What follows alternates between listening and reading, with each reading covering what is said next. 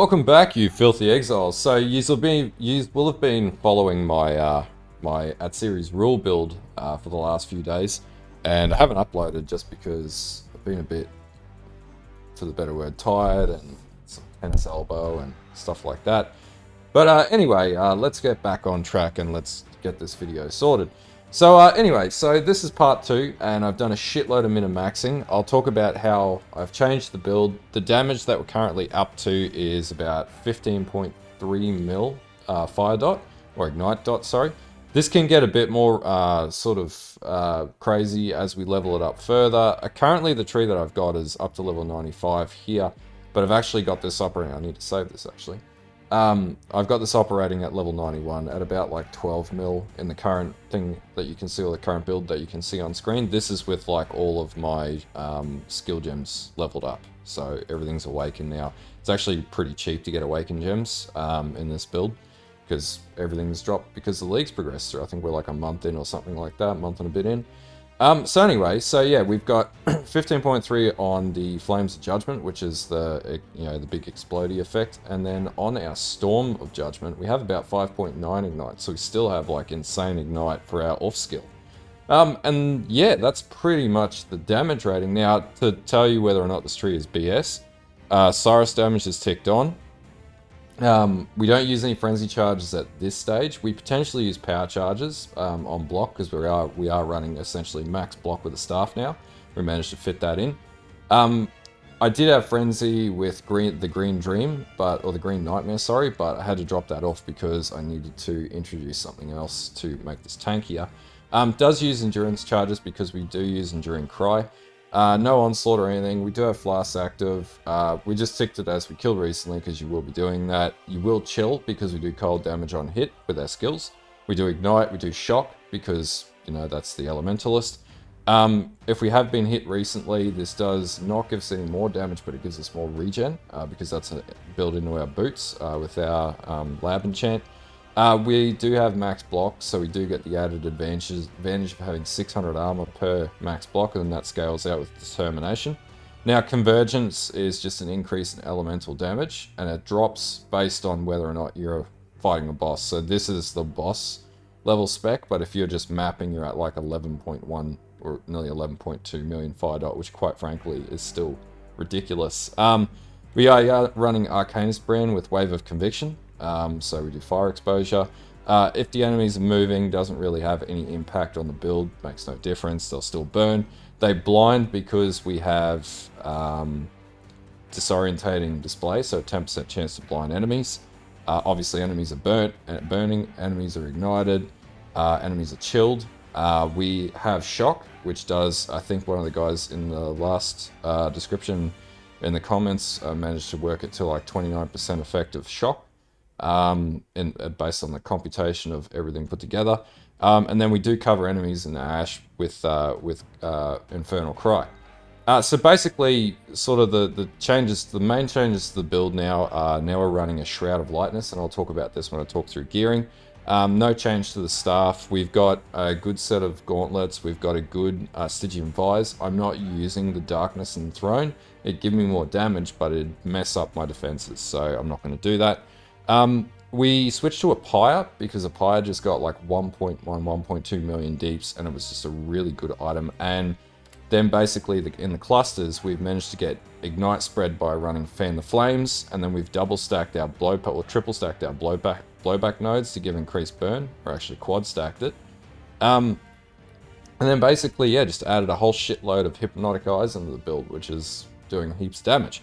And that gets us to, what we're looking at here. And I would have loaded up. Well, it's bricked my OBS. OBS doesn't like this build. And so you'll have seen some footage at the very start of this running some bosses and stuff like that, as it is right now. Pretty much when you walk into a map, it's almost one-hitting, any map boss at T16, and that's juiced map bosses without like elemental resistance increases and conversions to ES and things like that. So the build itself is quite ridiculous and beefy. And we've also managed to luck out on some of the implicit rolls that we've got on the build too. But anyway, let's talk through the gearing section next, and let's talk through what's happening in this build. Okay, so let's talk about gearing. Alright, so Atziri's rule, same stuff, no change, all G. Helm, I think this is the same helm that I had last time around, but obviously it's a crafted helm with life regeneration rate. I have the implicit for fire damage to spells now, and 4% fire resistance pen, which is significant. And I managed to get the lab enchant for anger has 30% increased mana reservation. This is good, and the reason why I've done this and weaned this off of the implicit was I wanted more damage, but it's also more realistic to run this. And then basically I could run every other skill, and everybody who watches the video could replicate this without a lot of difficulty. Same amulet, so Atziri's foible, this just gives us huge amounts of regeneration and allows us to run a lot of shit without having to have all of the dexterity and strength that we would generally need. Same with ring, flammability on hit ring, and I have increased rarity on this just because. And then basically all resist.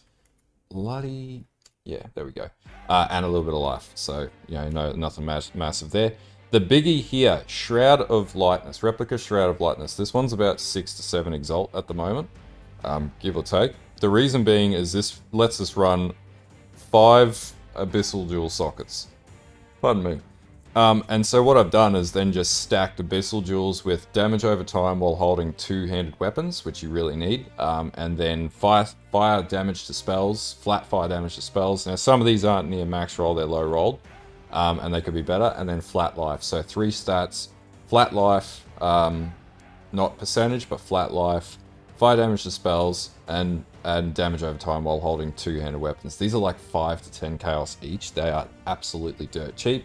And the more that we stack, the more damage that we do. So you'll notice in the POB we have just an absolutely fucking mental amount of Hypnotic Eye stacking in this build. And that's all it's about, just stacking Hypnotic Eyes. Gloves, strength, dex, life, lightning resist, a little bit more life. We also have implicit for fire damage over time that we got lucky with. I think that's an Exile roll. Yep. And Eater of Worlds roll for exposure on hit, which isn't the best roll that we could get, but it's still good. And we even got Commandment of Fury, which means our staff just blows out in every direction and lights everything up and puts flammability out there. So, you know, every now and again. So, yeah, another really good sort of piece of armor. Not the best roll that you could get. Like, I don't have any damage over time actually built into the gloves themselves, which I could potentially do and increase the dot even further, but I haven't, and it's more achievable this way.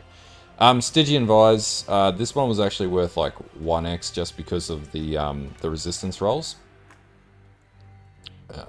Probably, now it's not worth 1x, but anyway, it was worth 1x. Just because of the cold and the lightning res rolls, they're like T2 rolls or whatever. So yeah, T2 and T3 rolls with a T1 life roll, so, and a maxed T1 life roll. So it's a pretty good piece of kit, and also rolled flat armor on it to stack out across determination, so that increases that, and we have a bit of evasion in this build too. And then obviously another Hypnotic Eye with damage over time, flat fire damage to spells, and flat life. And then finally we've got our Legacy of Fury, which we've got no change to this item, and in fact we managed to get a lab roll for 2% increased life regeneration if we're hit recently, which is really good. This build gets up to like, I think it's like 1300. Currently not showing that because I've switched out my Vitality gem, which I'll talk through shortly. But yeah, it gets up to pretty crazy levels of health regeneration. And obviously we're now running max block. So yeah, that's pretty much it for the gearing side. For the flasks, I did make some changes.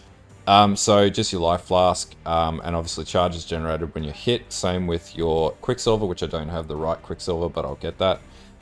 Cinder Swallow, really important. Roomy Concoction, because we want to use that to max out our block even further. And at Series Promise, we switched to for the Elemental Resistance, or sorry, the Chaos Resistance, the Conversion to Chaos Damage, and also the straight flat Chaos Damage, straight flat Chaos Damage, and the Chaos Damage Leech that we get. So that just gives us a little bit more damage across the board and a little bit more sustain, because we've had to give up our Chaos Res, but we don't need Chaos Res, we're fine without that shit. Anyway, let's talk about the gems next, and that'll be in the next section of the video. Alright, gem setups. No real changes in anything at this stage, except we are now using Divergent Clarity in the helm, and we're using a Divergent Vitality. The reason why is Divergent Clarity, if you run it with the with the quality percentage, you actually get increased damage while on full mana. That's not necessarily going to be the case, but it is good while we ignite, and if we recharge and we're running around, we do 4% extra damage. And then the same for Vitality, we do 4% increased damage while on full life. So when we get to cap life, we drop this, we get another 4% deeps, which is only going to empower this build further. Outside of that, all the gems are the same. So in the helm, it's Divergent Clarity, Defiance, Banner, Determination, and Anger. And I've got a level 21 Anger, so it's a level 22 Anger now. We might change that, I think, to a Divergent or an Anomalous Anger. I think it's Anomalous, and it lets us do 5% increased burning damage against enemies. But we'll need to get that to 21, and that's going to come at a cost. In the Staff, less duration, level 20. Everything is at 23% right now, except for my Inspiration, which I got shafted on. Then I've got Awaken Unbound Ailments, Awaken Swift Affliction, which are relatively cheap gems, Awaken Burning Damage, Inspiration, which I might actually switch to Anomalous Inspiration, and that'll increase my damage further, and then Awaken Deadly Ailments. Then, obviously, in our gloves, we're running Molten Shell, Divergent Vitality, Flame Dash, and Summon Stone Golem. We're still leveling that up. And then we're running Arcanist Brand, Wave of Conviction, Infernal Cry, and Enduring Cry. And that gives us our survivability for when we need it the most. And then, obviously, we have an absolute metric shitload of Hypnotic Eyes, which stack your flat life, flat fire spam, fire damage to spells. And then also your damage over time. So we get a shitload of damage over time just from our chest piece and our belt as well, which scales out the damage even further, gets us into those huge multi-million sort of damage numbers. But yeah, that's pretty much it for the gem setups. Okay, tree setup, or skill tree, whatever we want to call it. The Tree of Nightmares, as I like to refer to it. Now, I've made some changes to it. I've had a look at the few other builds that do exist in this, and it's pretty close, but this one's a bit sort of divergent from the others. There's others with like Forbidden Flesh and Forbidden Flames and things like that. That's really expensive, and I'm not going to put a curation video together for that or a build video together for that because it's just not achievable, and quite frankly, it takes ages to farm that currency, and I don't have the conviction to do that on this build because it's already pretty strong.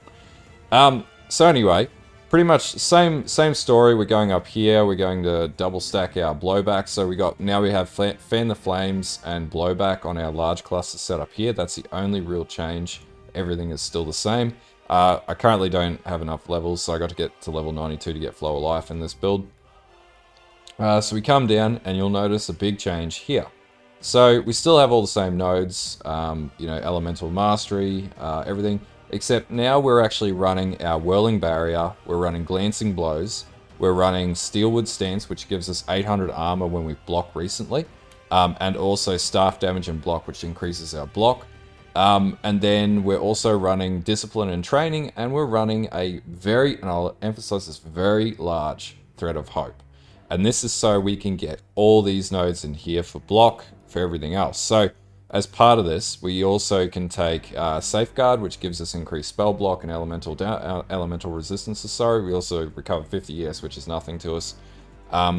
Realistically, you don't really need this, but it's good to max out block. So right now we have 75% spell block without Flask, and with Flask 62% attack block, which isn't quite 100% block, but it also means we're only taking 65% of the damage from hits, which is a huge advantage to what we had previously. Now, I have ripped off Prismatic Heart. Quite frankly, we don't lose. I think I lose like maybe 500,000 DPS, something like that, or 100,000 DPS, or something with this. So this isn't a game changer not having this in here, but you're better off allocating the points to defensiveness, and this means you can do a lot more stuff and you can run around and be less susceptible to damage. I think some of the comments where this was a bit squishy. Now it's pretty damn tanky. I think we have like an effective health pool of like 42,000, something like that. Nearly 42,000, and effective hits taken at nearly 35,000. So the actual damage reduction that I get off of this is significant, and it's the difference between being able to progress through leveling and ripping every 5 seconds in T16s. But that's pretty much the biggest change to the tree. I still can pick up Amplify, but really it's only worth it for the AoE. I'm not going to get this mana node here. I might pick up these health nodes as well, because it gives you accessibility to more health nodes. Entirely up to you what you want to do with that. You could play around and get a large cluster and then pull these nodes in, and then get glancing blows, and then maybe get these nodes here as another alternative, but then that would mean you would lose some of the lucrative move points on here, where you can pick up some of these crazy nodes like Safeguard and whatever. But it's all up to you at the end of the day, you know, how you want to play this build. That's pretty much it for the skill tree. Like, that's the only real change that I made in the tree, to get it to glancing blows, max block, and run the very large thread of hope. Everything else is the same. Obviously, the clusters haven't changed. I have no intention of changing the clusters, because I sort of like the ones that are in there now. And then obviously, you know, everything is running, you know, your same hypnotic eyes where possible. We've got our Watcher's Eye with flat fire damage, and I think this is still... They've really been after that node. Well, they don't exist right now, actually. Yeah, you can still pick these up for like 30-35 chaos. I think you can get life regeneration rate instead of the percentage life regeneration, so just have a play and see what you can get there. Other nodes, you know, Corrupted Blood cannot be maimed. You know, more dots, flat decks to balance out decks. Same, another Hypnotic Eye. And you can get way better Hypnotic Eyes. That would only push your damage up more. A lot of the damage comes from Hypnotic Eyes at the end of the day. But anyway, that's pretty much for the skill tree. So nothing really crazy has changed. Just some refinement, and obviously, you know, the overall sort of setup is a lot more safe and viable for leveling up further. But yeah. Okay, so this was just a really quick video. I'll be doing a delve guide as well over the weekend, just when I can sort of get back and concentrate a bit more. I'll be streaming later tonight as well. But yeah, if you've got any questions about the build, hit me up in the comments below. This is doing currently, as I said, 12 million fire dot to 15 million. Can it go higher? Absolutely. You can achieve. Jesus Christ. What do you talk about? Persistent. So anyway, yeah, you can do a lot more damage in this build. It does have a lot more room, but you do sort of start to compromise between, you know, survivability versus damage. But as it is, it's pretty damn survivable. It does a huge amount of dot. It's a lot of fun to play, and very different. And, you know, sometimes it's nice to do this.